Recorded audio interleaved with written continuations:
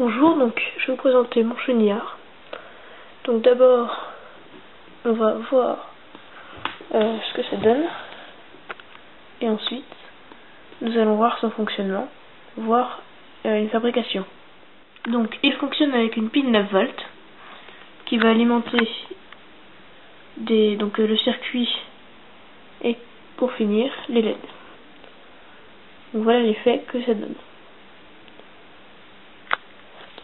Donc, avec le potentiomètre, on peut régler la vitesse à laquelle les LED défilent.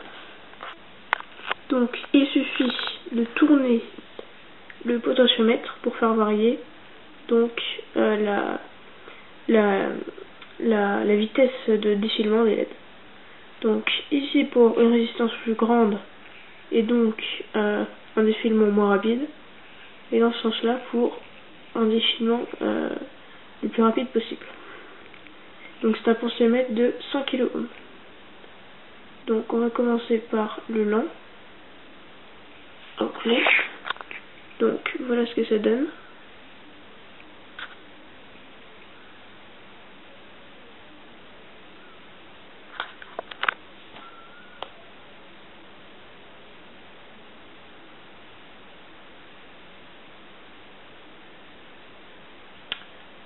Donc quand ça arrive au bout, ça repart à 0. Comme ceci. Et donc si on tourne la manette dans le sens rapide, on va voir que les LED clignotent quand même beaucoup plus vite. Donc environ 2 fois plus vite, puisque on a environ 2 secondes par LED ici, alors qu'on en a 4 quand c'est au défilement maximum, que je vais mettre.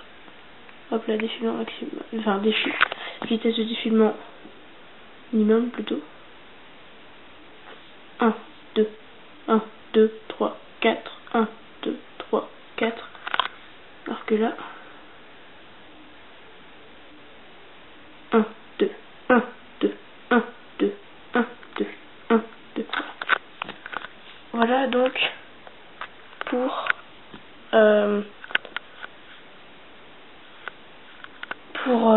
le potentiomètre.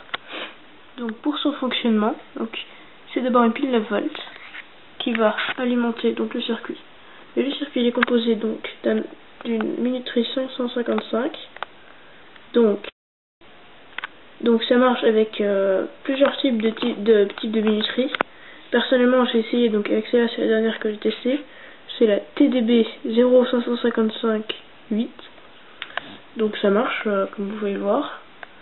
Et donc ça marche aussi avec les NE555 et LM555. Donc ici nous avons sous l'amas de fil donc nous avons un CD4017. Voilà, je sais qu'on voit pas très bien. On voit ici marqué 4017, juste là où je me pousse là. On est un peu dans le mauvais sens.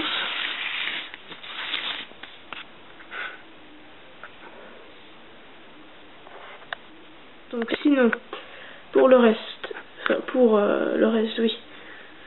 Donc en fait, à quoi ça sert en fait, c'est que le NE, la minuterie 555 va servir à créer un oscillateur. Donc c'est-à-dire que, par exemple, si à la place de mettre un CD4017 en sortie on mettait une LED, elle clignoterait. Bon, ça fait allumer, éteint, allumer, éteint, allumer, éteint. Là c'est pareil, sauf que on a mis un CD4017 et lui, donc, il va à chaque oscillation, le courant va sortir par une patte différente. Donc pour la première LED, ça va être la patte numéro 3. Donc en sachant qu'on compte depuis la gauche de l'encoche, première sortie, deuxième sortie, troisième sortie, quatrième sortie, etc. 8e, 9e, 10e, 11e, 12e, etc. Donc en tout là il y a 16 sorties. Donc elles sont toutes utilisées je crois. Il y en a quelques-unes pour l'alimentation, etc.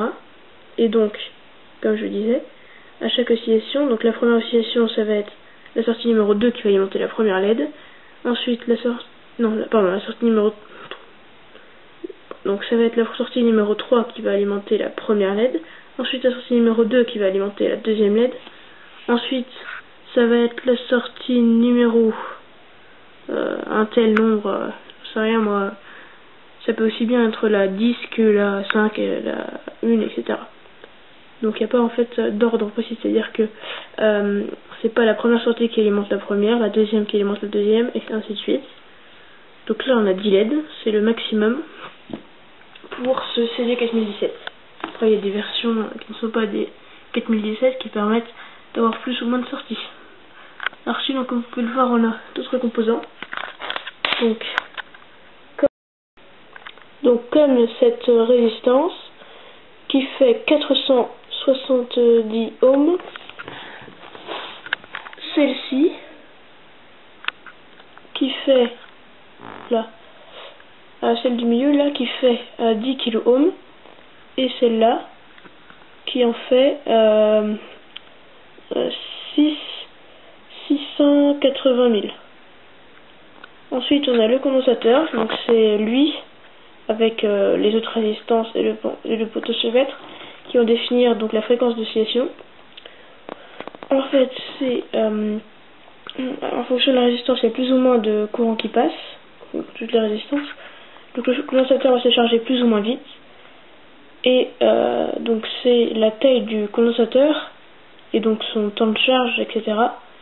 qui définit la durée d'oscillation. Donc c'est-à-dire que si on prend, enfin je sais pas exactement, donc ça définit la fréquence d'oscillation qui se calcule en Hertz. Mais là j'ai aucune idée de ce qu'on a. Et en fait à chaque fois qu'on a un changement de LED, ça veut dire que le condensateur s'est déchargé et qu'il se recharge après ou je ne sais plus trop quoi. Donc voilà pour les autres composants.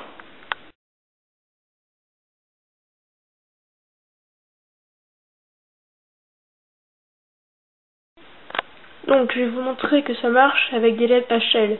Donc HL ça veut dire donc haute luminosité. Donc on voit que ici j'ai rajouté donc LED HL, donc haute luminosité comme je viens de le dire. Donc on va juste brancher sur un contact avec la pile. Donc je tiens et on peut voir, on va pouvoir voir que la LED haute luminosité s'allume très fort. Et donc ça marche aussi bien, ça, malgré sa consommation peut-être un peu plus, malgré qu'elle consomme un peu plus que les autres LED normales, on voit qu'elle éclaire vraiment très fort. Et donc là j'en ai pris une rouge, mais ça marche avec bien sûr toutes les couleurs. Donc j'en aurais bien mis les 10 en haute luminosité, mais il se trouve que je n'avais pas 10 de la même couleur. D'ailleurs je n'ai même pas 10 de la même taille, donc voilà. Voilà, donc merci d'avoir regardé cette vidéo sur mon chenillard. Et donc j'espère que j'en referai d'autres sur l'électronique. Et j'espère aussi que ça vous plaira. Voilà.